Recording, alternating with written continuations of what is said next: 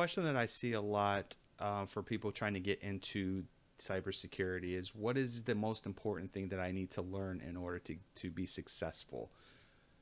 I always harken back to the CIA Triad because everything evolves around that. What is the CIA Triad? Let's find out.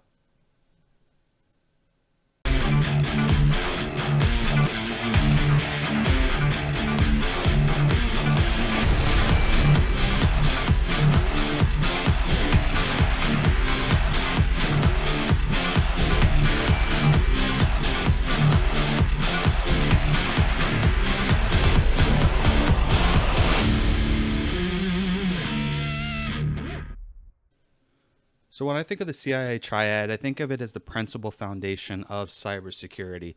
Everything that you learn, will learn, any questions related to data security, it's going to revolve in some way or fashion around the CIA Triad. And as a tip, when you're taking your tests or your exams, always think in the concept of the CIA Triad. What is the question really gearing me towards answering? And it's usually going to be one of the three principles. So let's get into it. What is the CIA Triad? So the CIA Triad is basically saying that there's three important ways of protecting data. You protect data from a confidentiality perspective, the availability perspective, and the integrity perspective of the data. We're going to get into these into a little bit further. So shout out to one of my favorite franchises. I decided to put the diagram in the shape of a Triforce. So if you know what that game is, make sure you put a like and a comment in the video here. See if you can get that Easter egg there. So let's go ahead and start with confidentiality. So confidentiality is basically saying that we want to make sure that the information, that the data that we are protecting is being accessed by the right person, whether it's in transit, at rest, or whether it's being processed. So the way that you do that is by implementing primary controls such as two-factor authentication, which we'll get into a little bit more, but it's just the concept of not just using passwords to protect the access of the data, but also using some other type of mechanism, whether it's biometrics, whether it is key fobs, or Google authentication is a good one, things of that nature. Also, there's encryption, watermarks of data. You get also the principle of least privilege or access controls, labeling or classifying data, which we'll talk about a little bit later, as well as just simply putting data inputs in your web filter or in your web programs. So anytime that there is a entry point and you want to make sure that someone cannot use a SQL injection to bypass the security of your web server, your application, to access the data itself. So when we talk about data classifications, you kind of break them up into two different parts. You have the military or the government, and then you have the private and or non-government entities. I labeled them kind of in a way where they kind of match up to each other. So at the very top secret from a military perspective, and confidential in the private organization. Essentially, if this information were to be accessed by someone who does not have privilege to access it, it could cause irrevocable damage, such as mass casualties, conflicts, bodily harm or injuries, threats to national security. From there, a bit lower is going to be your security from the military perspective, or from a private perspective or non-government, it's going to be private. And this may provide, if the information is accessed by someone who is not supposed to access it, casualties could still happen. Significant financial injuries could happen, but not at the level of a mass casualty perspective. Lower down that chain is going to be your confidential or sensitive, and this is going to cause reputational harm, could have some marginal injuries from a financial perspective, could lead to some class action suits kind of things. But the important thing is this usually, if the information is accessed inappropriately, does not necessarily lead to any type of large losses. And then you have unclassified or public information, which if that information were to get out, it wouldn't cause any types of harm whatsoever. So those are kind of the major categories here. I would say that take a note of what these are, and the risk disclosures associated with them, because this is definitely something that is likely to be tested on the exams that your cybersecurity exams that you go after. Okay, so when we talk about confidentiality, we also have to take into consideration the types of threats that are posed to confidentiality.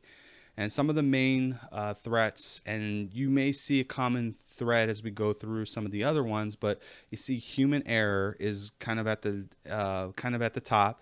You have weak passwords, passwords 123, things that can easily be brute forced, lack of encryption on the actual data itself, things being transmitted in clear text, the insider threat, disgruntled employees. That could also be something where it could be a threat to confidentiality. You have eavesdropping or dumpster diving, which seems to be picking up and popular. Then we have corporate espionage as well. If you deal with companies, or if you are a company that has a product that it's in stealth mode or in R&D, there are definitely companies that are out there, typically foreign entities. They're trying to get a leg up on the industry that you're in, and they may resort to corporate espionage from that perspective of it. Moving on, we have integrity. So integrity says that the data that you have access to should not be altered or tampered in any way by someone who is not authorized to do so. So when we think of integrity, our main objective here is to make sure that the information is intact, the way that it was intended, and it can only be changed by those who are authorized to do so.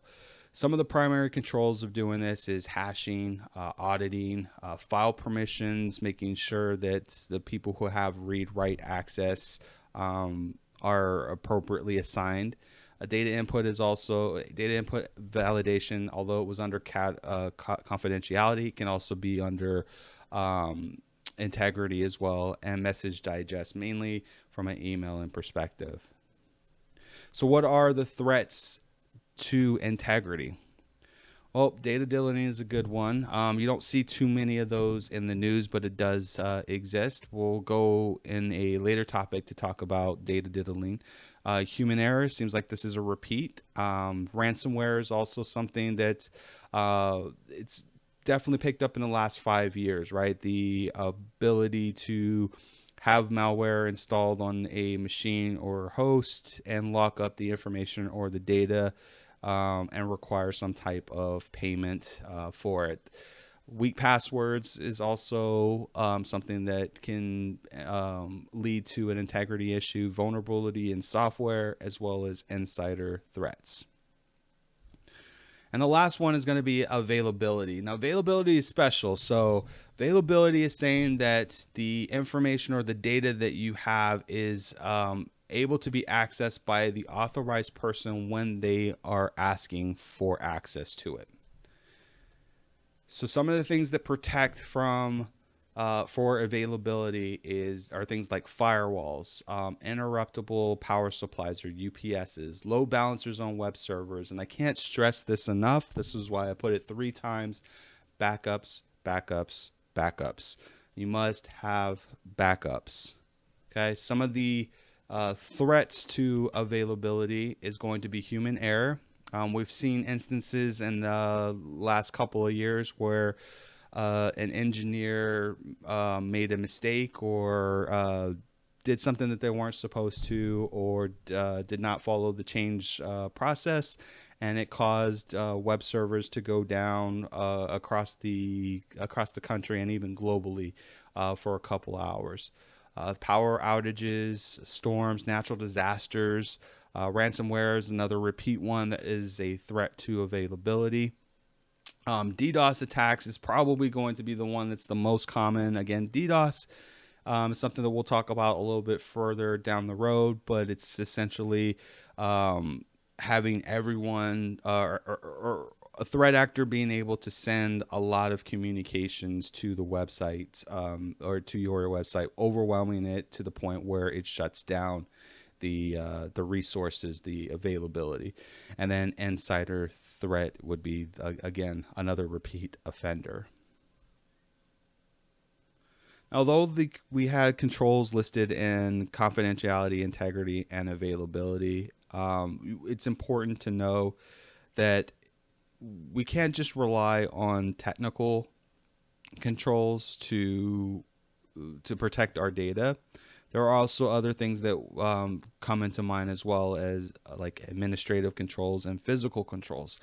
The concept of layer of defense is something that's going to be important in your cybersecurity journey. So we will, in another section, dive into that a little bit more. But I wanted to give you guys, kind of a visual of something that you should be thinking about in conjunction with the CIA Triad. Thank you so much for watching this video. If you found it useful or helpful, please be sure to put a comment in the video below, and don't forget to hit that like button. Also, if you need additional information on the topic itself, please be sure to visit the blog at www.sageknowsit.com. Don't forget, together we can learn for a better tomorrow. Take it easy.